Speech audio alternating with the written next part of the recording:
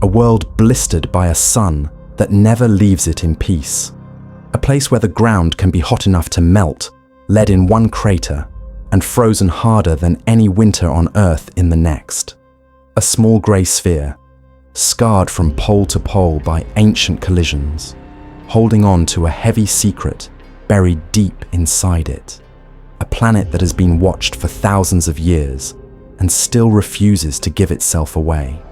This is Mercury, the innermost planet of our solar system, the one that runs closest to the fire. Come with us and let's take a closer look at it.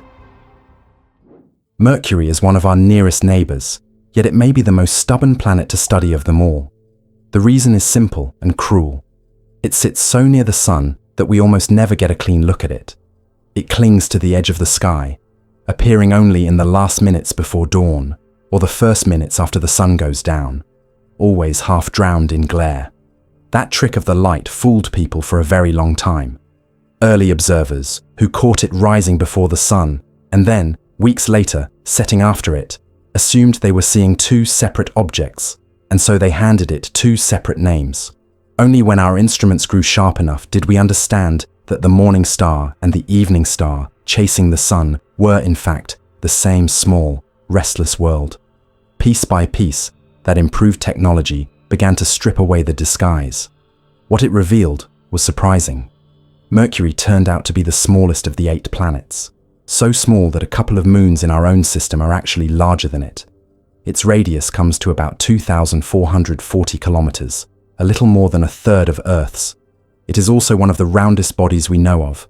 The gap between how wide it is at the equator and how wide it is pole to pole is less than a single kilometer. But here is where the planet stops behaving like something so modest. For its size, Mercury is astonishingly heavy. It carries a mass of roughly 3.3 times 10 to the 23rd kilograms, somewhere around 5.5% of Earth's.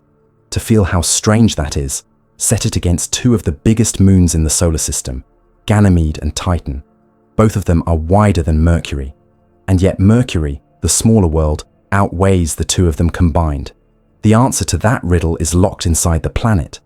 Mercury is built around an enormous metallic heart, a core so large it reaches out to something like 2,000 kilometers and fills better than half of the entire globe.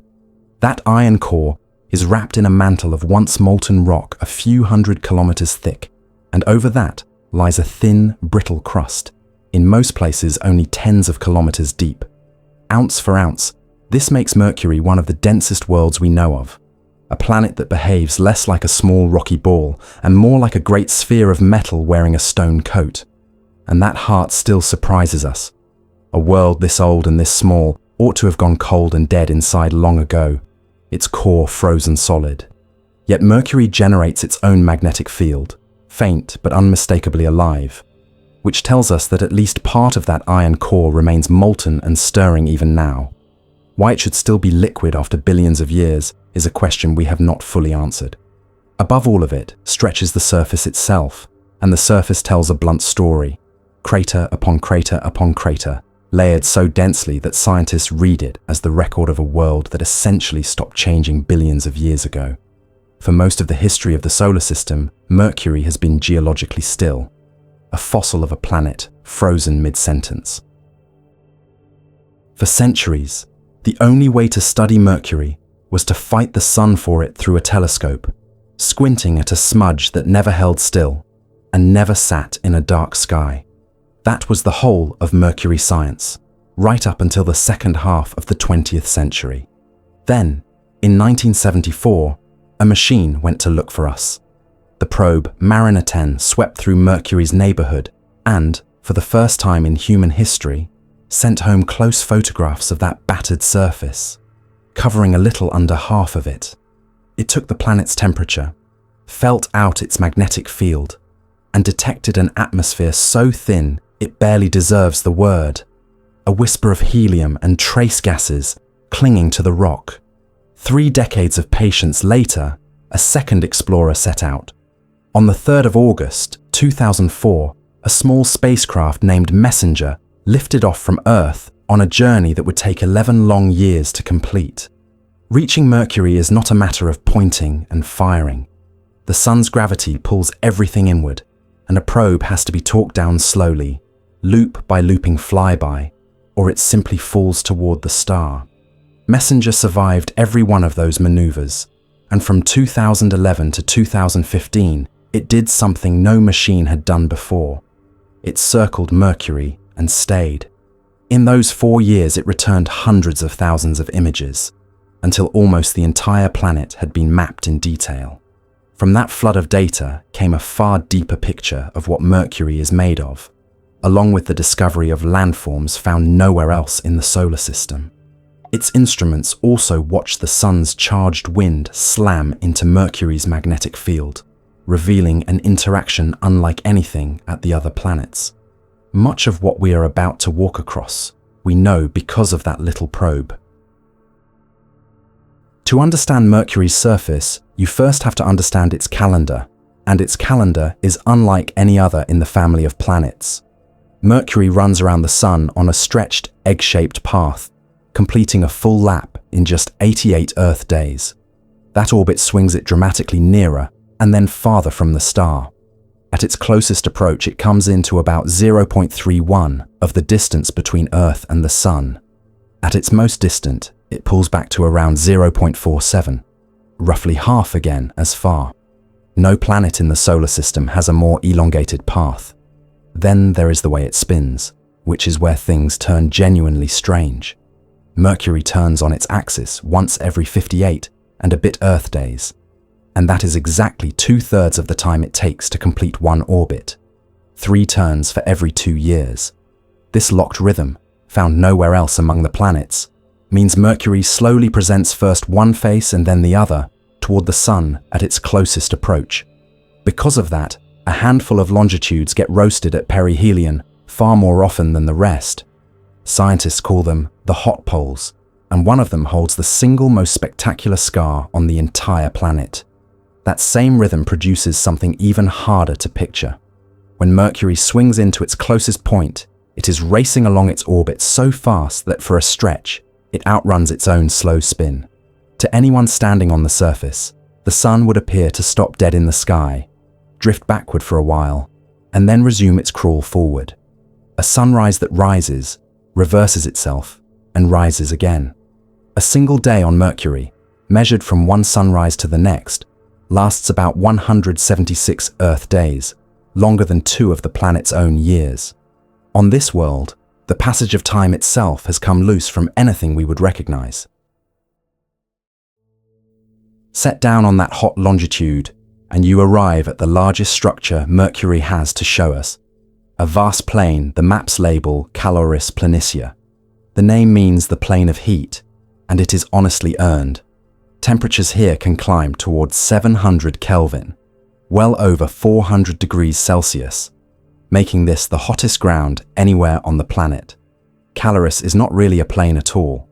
It is a colossal impact basin, an old wound roughly 1,550 kilometers across, spanning something close to 2% of Mercury's total surface all by itself.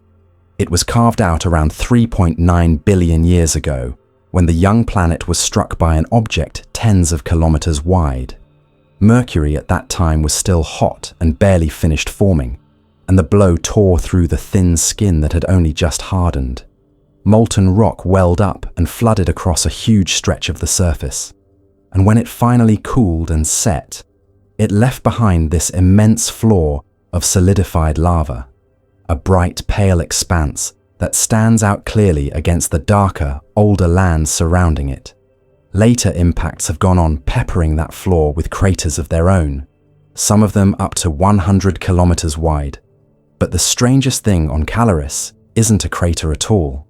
Near the center of the basin lies a formation that has no known twin anywhere in the solar system. Picture a set of cracks spreading out from a single point like the spokes of a wheel, or the legs of something enormous reaching across the rock. This is Pantheon Fossae, and it is one of the eeriest features Mercury has produced. It is made of a radiating pattern of long, narrow troughs, well over 200 of them, fanning outward across the basin floor. They range from about 1 kilometer to several kilometers in width. Most run less than a couple of 100 kilometers in length, though a few of them stretch considerably farther. Almost at the hub of this radiating web sits a fair-sized crater, Apollodorus. And because of the picture the whole thing makes from above, mission scientists nicknamed the formation the Spider. What remains unresolved is whether Apollodorus and the cracks have anything to do with one another, or whether the crater simply happened to land near the center by chance. And no one is fully certain how the pattern formed in the first place. One idea holds that the troughs were pulled open by forces deep in the crust after the Great Impact. Another suggests they opened as the basin floor cooled and slowly contracted. For now, the Spider keeps its own counsel. Caloris is a country of fire and light, but shift your gaze northward and the planet turns into something almost unimaginably different. Mercury barely tilts on its axis. It stands nearly straight up as it orbits, and that single fact reshapes everything at its poles. Near the top and bottom of the planet, the sun never climbs high. It hugs the horizon or hides below it entirely. And in the deepest hollows there are floors where sunlight has not landed in millions of years. So it is no surprise that Borealis Planitia, the plain wrapped around Mercury's north pole, is the coldest ground on the whole world. In some of its shadowed corners, the temperature sinks toward 80 Kelvin. That is nearly 200 degrees below zero on the Celsius scale, on the same planet whose equator can be hot enough to melt metal. And in that permanent darkness, on a world hugging the sun, we found ice. Sheltered inside crater floors that the sun can never reach, deposits of frozen water lie hidden, in places layered a couple of meters thick, protected further by a blanket of rocky dust that keeps them from boiling away into space. What makes it almost surreal is how close the extremes sit to one another. A ridge catching the low sun can warm to nearly 380 Kelvin, over 100 degrees Celsius, while a permanently shaded pit only a short distance away stays frozen solid. On Earth, air would smear that difference out in minutes. Mercury's atmosphere is far too thin to carry heat from one spot to the next, so the fire and the frost simply sit side by side, and neither one gives way. Our path now bends back toward warmer ground, roughly level with Caloris, but thousands of kilometers to the west, we come to one of Mercury's grander craters, Rachmaninoff. It measures close to 290 kilometers across, and is thought to be somewhere around 1 billion years old, young by the standards of this ancient planet. At its heart rises a ring of peaks, a circle of mountains about 130 kilometers wide, and the rock cradled inside that ring does not match the terrain around it. It shows a different color and bears the frozen traces of what look like flows that once moved across it. That is the clue that gives Rachmaninoff its importance. It appears to mark one of the very last times Mercury's interior broke through to the surface, a final late flicker of volcanism on a planet that had mostly gone quiet. There is one more record held here. The lowest point measured anywhere on Mercury lies within this crater, more than 5 kilometers below the planet's average level. Beyond the central ring, the ground smooths out into broad, dark plains, and from there, our route carries us south, toward the marks left by a very different kind of force. Travel far enough south, and the ground itself seems to buckle. A towering cliff rears up out of the landscape and runs for hundreds of kilometers across it, in places rising thousands of meters straight from the surrounding terrain. This is Enterprise Rupes, the greatest of a whole family of these enormous ridges, and the largest known scarp on the planet. Mercury is covered in features like this, and they tell one of the most remarkable stories in the solar system. Long ago, as the planet's iron interior cooled, it gave up its heat, and cooling things contract. Mercury shrank. The whole globe drew in on itself, losing a slice of its size, and the brittle crust on top had nowhere to go, so it broke and shoved and folded, crumpling upward into these gigantic cliffs, exactly the way the skin of a drying fruit wrinkles as what's inside it pulls away.